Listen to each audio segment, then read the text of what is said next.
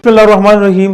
आज लाए हैं कोर्स एडिक्स की तरफ से Planck's quantum theory. Planck's quantum theory Maxwell ने इसको रिप्रेजेंट किया है और ये याद रखे इसको ब्लैक हार्ड बॉडी उसकी स्टडी की थी, यानी ब्लैक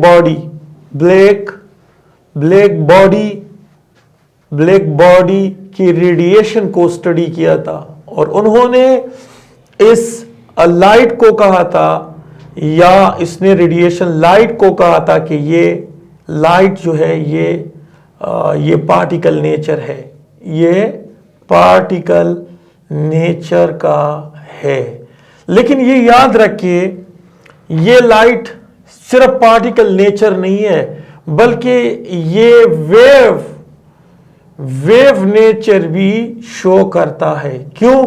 क्योंकि याद रखिए कि जब रेज निकलते हैं तो उसकी अपनी फ्रीक्वेंसी होती है और जिस चीज की फ्रीक्वेंसी होती है तो फ्रीक्वेंसी जो है वो इनवर्सली प्रोपोर्शनल होता है वेवलेंथ का।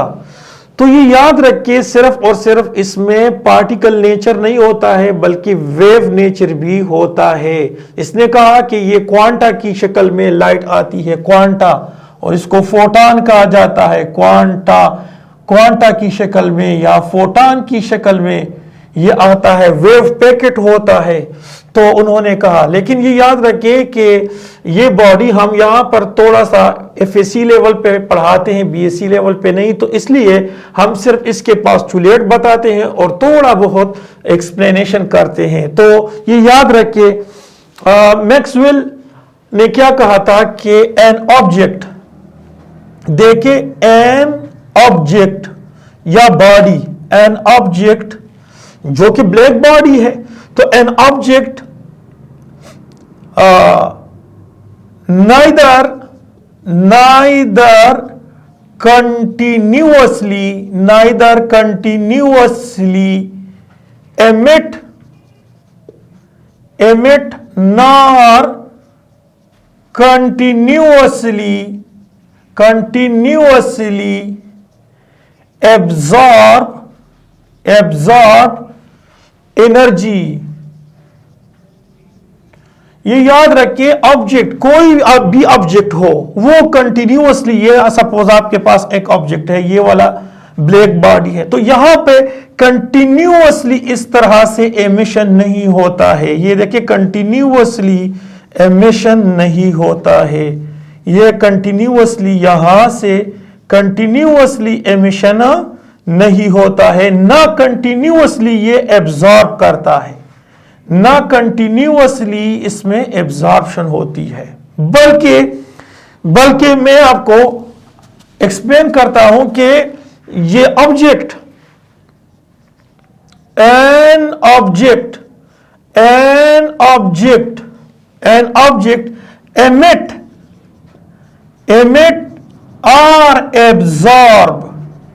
emit or absorb radiation in discontinuous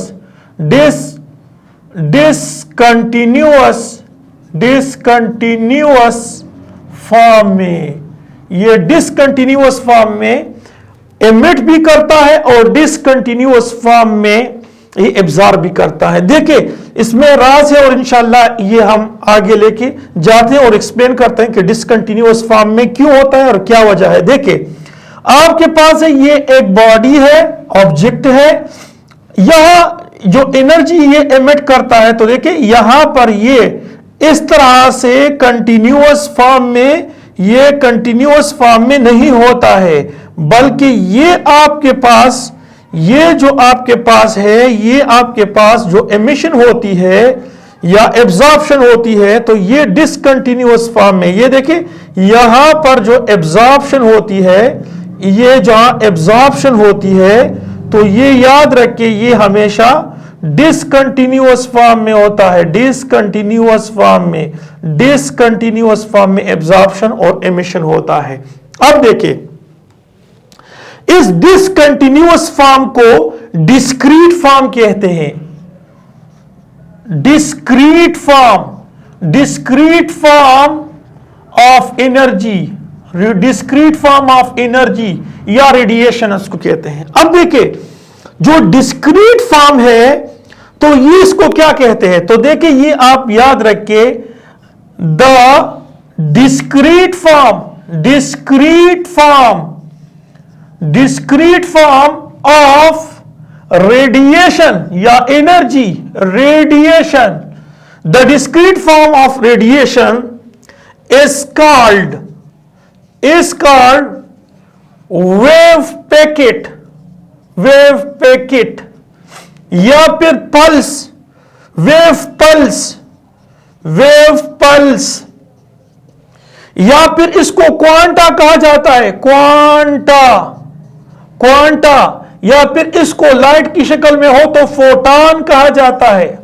तो ये देखिए ये जो आपके पास है ये वाला ये जो डिसकंटिन्यूअस फॉर्म में, देखिए इसमें गैप मौजूद है, देखिए गैप है, तो ये डिसकंटिन्यूअस फॉर्म में है, ये डिसकंटिन्यूअस फॉर्म में है, देखिए यहां पर। तो ये जो आपके पास है ये वाला एक क्वांटा है, ये देखिए ये एक क्वांटा, ये क्वांटा है। तो ये क्वांटा की शक्ल में या फोटॉन की शक्ल में ये एमिट होता है। ओके, अब देखिए मैं एक्सप्लेन करना चाहता हूं कि ये आपके पास, ये जो आपके पास है quanta, so energy of photon या quanta is directly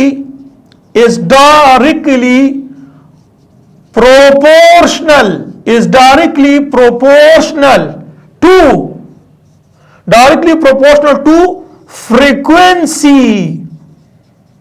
frequency of photon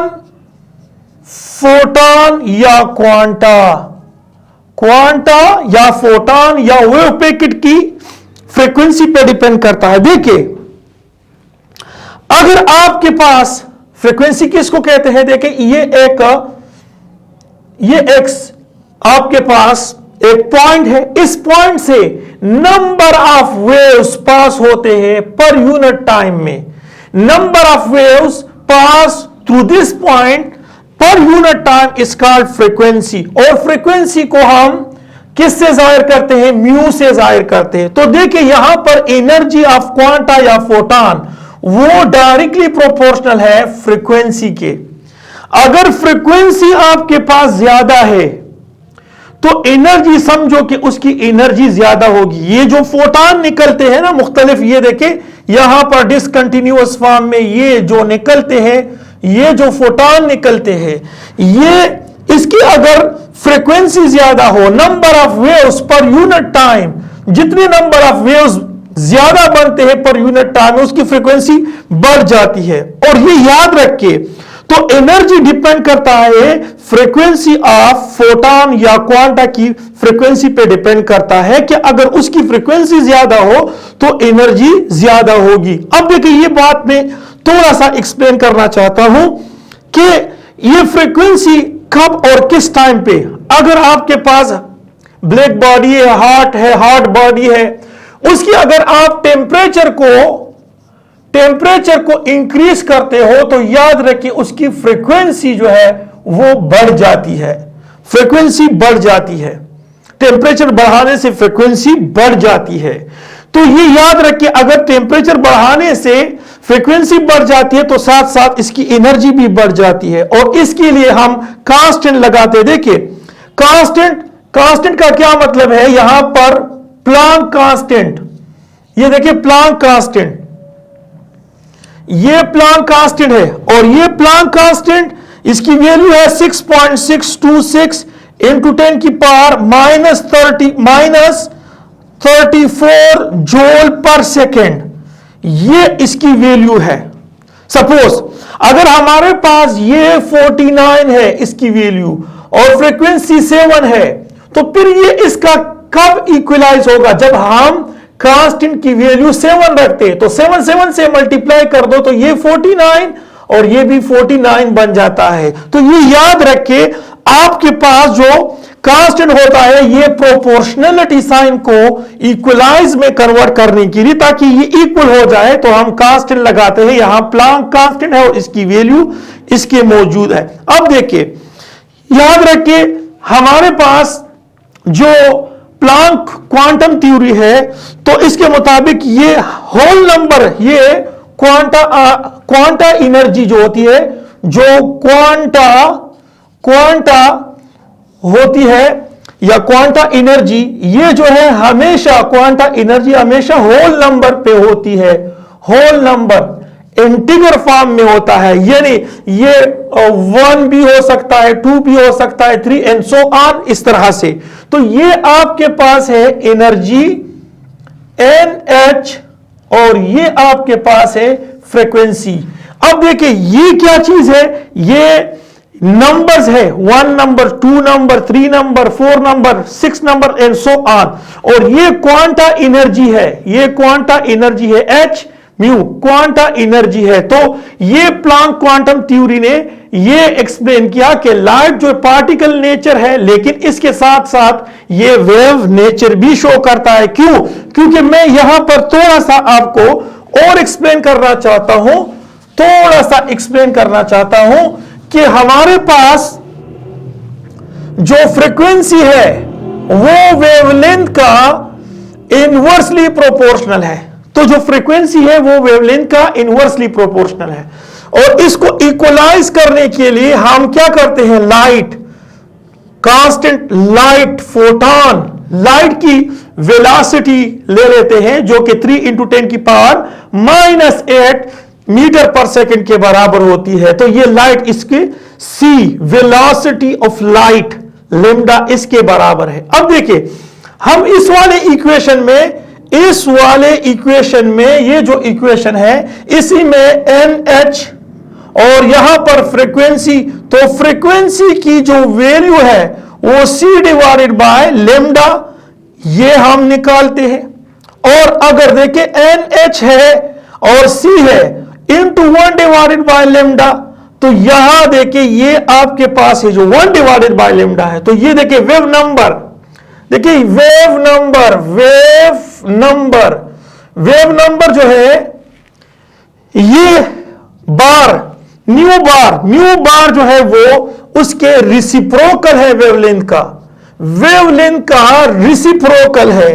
तो यहां आप देखिए ये आपके पास है NHC और यहां पर आपके पास है न्यू, ये बार भी होता है। तो ये एक इक्वेशन है जिसको हमने प्रूफ किया और यहां पर ये वेवलेंथ भी साथ शामिल है। तो ये जो ब्लैक बॉडी की जो रेडिएशन है या लाइट है या इलेक्ट्रोमैग्नेटिक रेडिएशन है, तो ये सिर्फ और सिर्फ जो मैक्सवेल ने कहा था कि पार्टिकल है, नहीं, पार्टिकल के साथ साथ ये वेव नेचर को भी शो करता है। So thank you for watching this videos. Allah Hafiz.